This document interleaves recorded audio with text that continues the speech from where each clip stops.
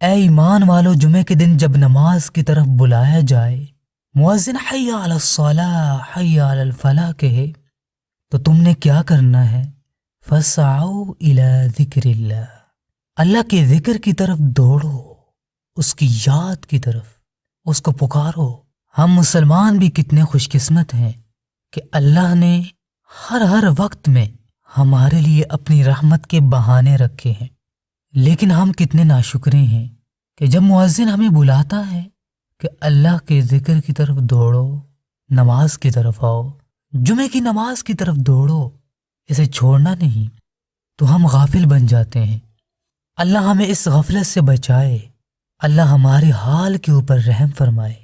ہفتے کا ایک ہی دن ہے، یہ اللہ ہی کو معلوم ہے کہ اگلے ہفتے ہمارے نصیب میں یہ دن ہوگا یا نہیں، ہم میں سے کون آدمی اس دنیا میں ہوگا۔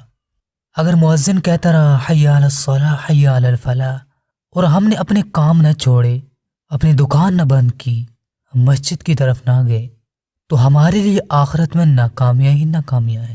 نماز چھوڑ کر ہم جتنا زیادہ فائدہ حاصل کر لیں، جتنا منافع کما لیں، ہمارے کسی کام نہیں آئے گا۔ اگر ہم نے جمعہ کے دن اللہ کو راضی نہ کیا، اس کو خوش نہ کر سکے، تو یہ ہماری بدنصیبی ہے، ہم بڑے خسارے میں ہیں، نقصان میں ہیں، گھاٹے میں ہیں۔ جمعہ کی نماز کی پابندی یہ ہم سب کے لیے ضروری ہے۔ نماز میں اللہ کا ذکر ہے، اللہ کی یاد ہے۔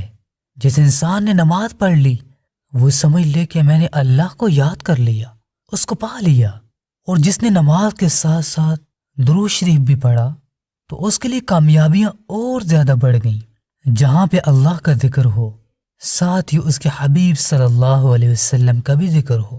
اے لوگو، تمہارے دنوں میں سے افضل ترین دن جمعہ مبارک کا ہے، تو اس دن اللہ کو بھی یاد کرو اور اس کے حبیب صلی اللہ علیہ وسلم کو بھی یاد کرو۔ ان کی یاد کیا ہے؟ درود شریف۔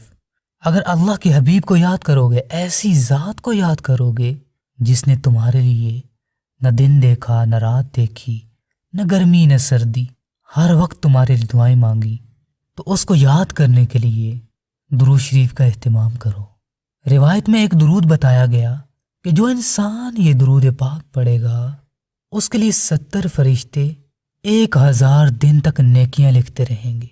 وہ درود ایسے ہے: جزا اللہ عنا محمدا ما هو اہلہ۔ جمعہ کے دن یہ درود خود بھی پڑھیں، جتنا ہو سکے پڑھیں، فرشتے آپ کے انتظار میں رہیں گے۔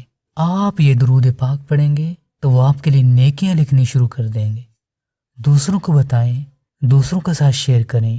اگر کسی اور انسان نے بھی پڑھ لیا تو آپ کو بھی اجر ملے گا۔